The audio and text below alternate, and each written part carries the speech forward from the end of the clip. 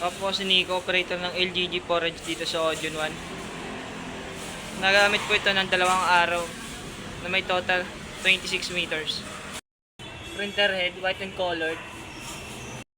Ito naman ang cupping na may 100% clean condition pa po.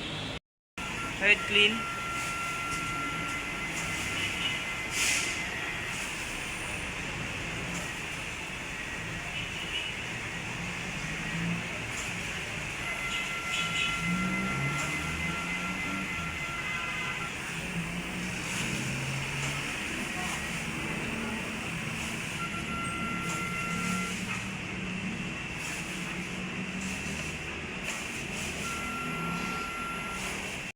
Punasan ng wiper pagkatapos sa head clean. Nozzle check.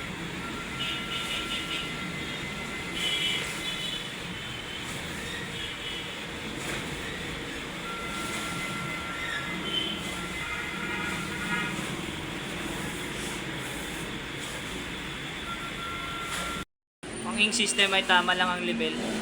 Ano naman yung damper, pago lang. Aking ABR. Aking stock, white and colored.